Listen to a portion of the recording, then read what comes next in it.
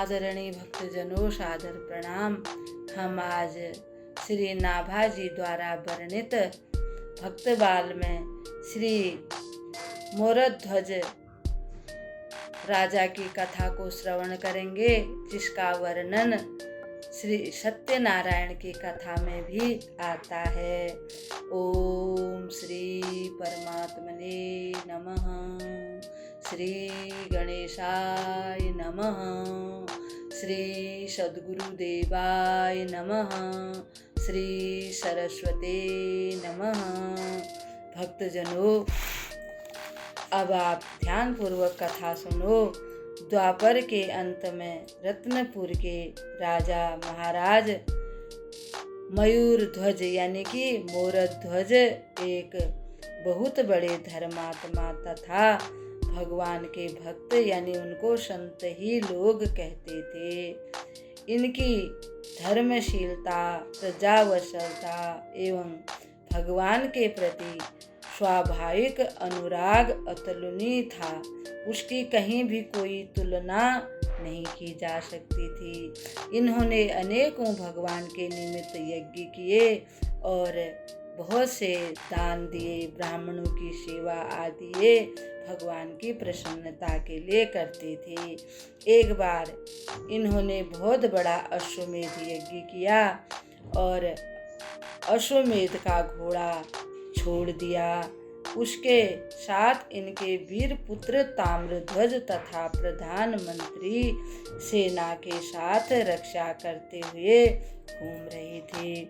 उधर उन्हीं दिनों धर्मराज युधिष्ठिर ने भी एक बहुत बड़ा अश्वमेध यज्ञ किया और उनके अश्व की रक्षा करते हुए श्री कृष्ण भगवान और अर्जुन उस घोड़े के साथ साथ घूम रहे थे।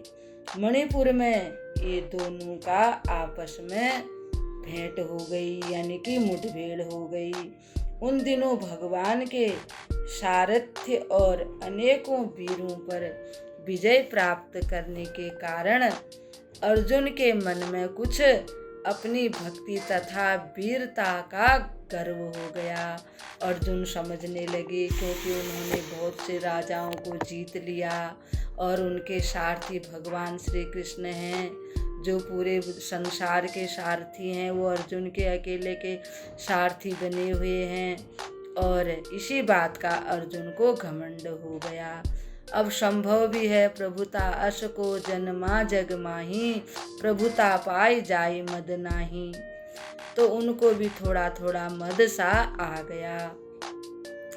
इसीलिए अपने एक छिपे हुए भक्त की महिमा प्रकट करने के लिए भगवान ने एक अद्भुत लीला रची। भगवान सोचने लगे कि मेरे पार्थ, मेरे मित्र अर्जुन को घमंड आ गया है, इसलिए इसका जो ये अहंकार है, गर्व है, इसे मुझे खत्म करना पड़ेगा।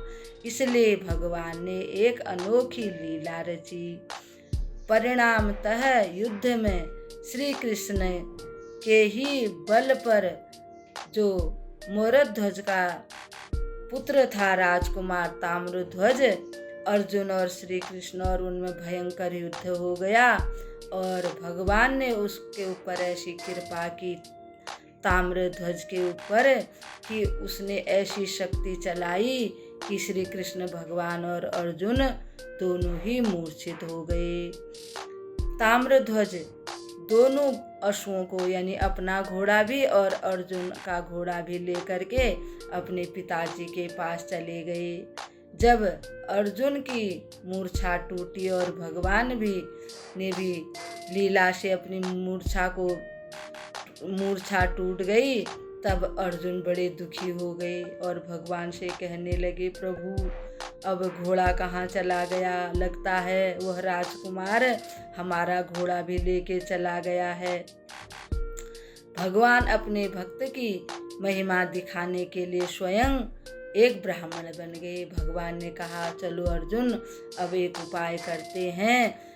ब्राह्मण बने और अर्जुन को अपना शिष्य बनाया तथा दोनों मोरध्वज की यज्ञशाला में उपस्थित हुए। इनके तेज और प्रभाव को देखकर मोरध्वज अपने आसन से उठकर नमस्कार करने वाले ही थे कि इन्होंने पहले ही कल्याण हो स्वस्ति कहकर आशीर्वाद दे दिया। मयूरध्वज ने इनके इस कर्म को अनुचित बतलाते हुए कहा। उन्होंने कहा, हे महाराज, आप ब्राह्मण हैं, पहले हमको ही नमस्कार करना चाहिए, आप हमें क्यों पहले से ऐसा कर रहे हैं। भगवान ने कहा, कोई बात नहीं, नमस्कार तो नमस्कार ही होती है। और फिर राजा ने उनका बड़ा स्वागत सत्कार किया। भगवान का जब स्वागत सत्कार हो गया तो फिर राजा ने कहा कि हे ब्राह्मण देवता, मैं आपकी क्या सेवा कर सकता हूँ, आप मेरे योग्य कोई सेवा बतलाइए। ब्राह्मण वेशधारी भगवान ने अपनी इच्छित वस्तु लेने के लिए कहा, पहले प्रतिज्ञा करो। भगवान ने कहा कि मैं जो मांगूंगा आप वही दोगे, पहले प्रतिज्ञा करो, तभी मैं अपनी इच्छा बताऊंगा। राजा ने प्रतिज्ञा कर ली। भगवान ने कहा कि मैं जब आपके घर के लिए आ रहा था, यानी आपके यज्ञशाला में आ रहा था, तो मुझे मार्ग में एक सिंह मिला और उसने मेरे पुत्र को खाना चाहा। सिंह बोला, मैं बहुत भूखा हूँ, हे ब्राह्मण देवता, मैं आपके पुत्र को खाकर अपनी भूख मिटाऊंगा। मैंने पुत्र के बदले अपने को देना चाहा, पर उसने कहा, नहीं, मुझे तो आपका पुत्र ही खाना है।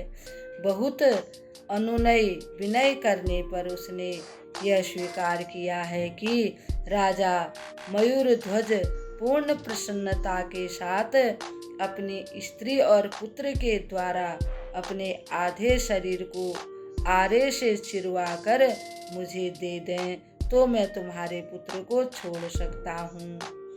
अब सत्यनारायण की कथा में वर्णन आता है कि राजा और रानी अपने राजकुमार को आरे से चीरते हैं, परंतु यहाँ पर श्री नाभादास जी कहते हैं कि पुत्र और पत्नी के द्वारा राजा को चिरवा कर मैं उसको मेरे को चाहिए, यानी राजा का आधा दाहिना भाग मुझे चाहिए। तो ये नाभाजी वर्णन करते हैं कि चिरवा कर मुझे दे दें, तो मैं तुम्हारे पुत्र को छोड़ सकता हूँ। राजा ने बड़ी प्रसन्नता से यह बात स्वीकार कर ली। उन्हें ऐसा मालूम हुआ कि इस भेष में स्वयं भगवान ही मेरे सामने उपस्थित हैं। राजा मोरध्वज को लगा कि साक्षात भगवान ही मेरे पास प्रकट बैठे हुए हैं। यह बात सुनते ही संपूर्ण सदस्यों में हलचल मच गया, राजभवन में खलबली मच गई। सब लोग बड़े दुखी और चिंतित से होने लगे। उनकी पत्नी बड़ी साध्वी और पतिव्रता थी। रानी ने अपने को उनका आधा शरीर बताकर देना चाहा। रानी बोली, हे ब्राह्मण देवता, हे महाराज, पत्नी पति की अर्धांगिनी होती है, इसलिए आप मेरा आधा शरीर ले लीजिए, क्योंकि राजा रहेंगे तो राज्य काज चलेगा, प्रजा का पालन करेंगे। राजा का मेरे से ज़्यादा उनका जीवित रहना श्रेष्ठ कर है। तब ब्राह्मण देवता ने कहा कि आप बायां अंग हैं राजा की, सिंह ने दाएं अंग की बात कही है।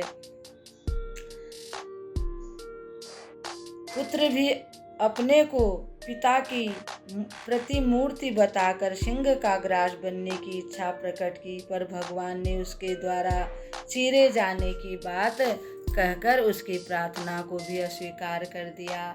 जब राजकुमार ने कहा कि हे ब्राह्मण देवता, आप मेरा शरीर ले लीजिए, क्योंकि पिताजी का पुत्र के रहते हुए पिता को संकट में नहीं आना चाहिए, संकट में नहीं पड़ना चाहिए। तब भगवान ने कहा कि सिंह ने कहा कि तुम्हारे द्वारा राजा का शरीर चीरा जाना तय है। अंत में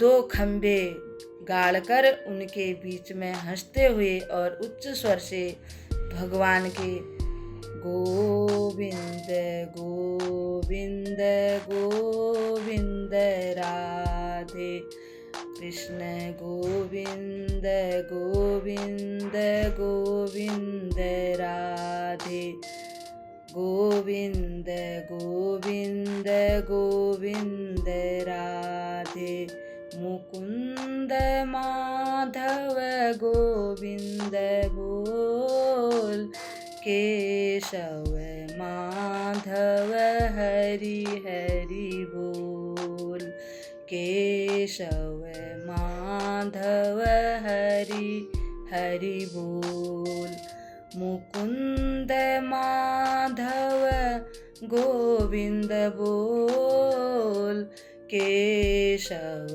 माधव हरि हरि बोल केशव माधव हरि हरि बोल।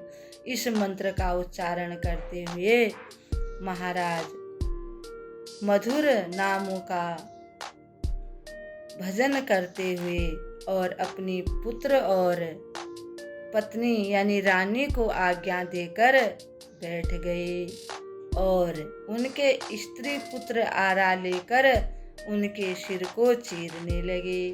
जब उनका शरीर चीरा जाने लगा तब उनकी बाईं आंख से आंसू की कुछ बूंदें निकल पड़ी, जिन्हें देखते ही ब्राह्मण देवता बिगड़ गए यानी गुस्से में आ गए और कहने लगे, अरे महाराज, आप तो बड़े दुखी हो गए हो, ये दुख से दिया हुआ वस्तु मैं दान में नहीं ले सकता, मैं जा रहा हूँ। तब मोरध्वज ने उन ब्राह्मण देवता को समझाया कि भगवान बाईं आंख से आंसू निकलने का यह कारण है कि हे ब्राह्मण देवता, मेरा बायां अंग ये समझ रहा है कि दायां अंग तो ब्राह्मण के काम आया और ये बायां अंग किसी काम न आया, इसका होना तो बेकारी है, इसलिए मेरी बाईं आंख से आंसू आया और बाईं आंख को बड़ा खेद है कि ये किसी के काम नहीं आया। अपने परम प्रिय भक्त मोरध्वज का यह परम पवित्र भाव देखकर भगवान अपने आप को रोक न सके और वे अपने असली रूप में प्रकट हो गए। शंख चक्र गदाधारी चतुर्भुज पीतांबर पहने हुए मयूर मुकुटी प्रभु ने अभय दान देते हुए उनके शरीर का स्पर्श किया। वहाँ पर जय जयकार होने लग गया। बोल गिरधर गोपाल की जय हो, श्री लक्ष्मी नारायण की जय हो। जैसे ही भगवान प्रकट हुए तो भगवान ने उनके शरीर को स्पर्श करते हुए पहले की अपेक्षा अधिक सुंदर, हृष्ट पुष्ट एवं बड़ा बलिष्ठ उनका शरीर बना दिया। वे भगवान के चरणों में गिरकर स्तुति करने लगे। मोरध्वज भगवान की चरणों में अब स्तुति करने लगे। वे भगवान ने उन्हें सांत्वना दी और वर मांगने को कहा। भगवान ने कहा, हे राजन, तुम्हारा कल्याण हो, अब तुम जो भी चाहते हो वह वर मुझसे मांग लो। तब राजा ने कहा कि हे भगवान, आप मुझे अपने चरणों में अविचल प्रेम और भक्ति दीजिए और एक वर दीजिए कि ऐसी परीक्षा अब आप किसी की भी ना लीजिए, किसी भी भक्त की ऐसी परीक्षा ना लीजिए। भगवान ने बड़े प्रेम से उनकी अभिलाषा पूर्ण की और स्वयं अपने सिर पर इतना बड़ा कठोर परीक्षा लेने का लांछन लगाकर भक्त की महिमा का बखान करने लगे। तब अर्जुन समझ गए कि भगवान ने मेरे घमंड को दूर करने के लिए ही यह लीला रची है।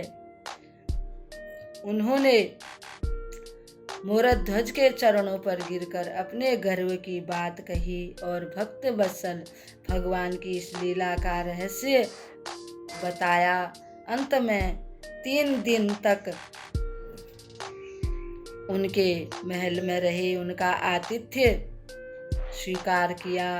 उसके पश्चात अपना यज्ञ का घोड़ा लेकर दोनों वहाँ से चले गए और भगवान उनको आशीर्वाद दे करके अपने यज्ञ में लौट आए अर्जुन के साथ। और मयूरध्वज निरंतर भगवान के चरणों में अपना ध्यान लगाते हुए भगवान के भजन कीर्तन करने लगे। इस प्रकार से भगवान ने घमंड को दूर करने के लिए ऐसी लीला रची। धन्य है भगवान और धन्य है उनके भक्त।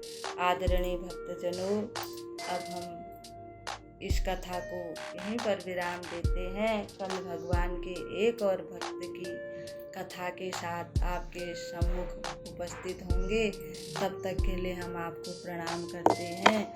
ओम सर्वे भवन्तु सुखिनः, सर्वे सन्तु निरामया, सर्वे भद्राणि पश्यन्तु, मा कश्चित् दुःखभाग् भवेत्।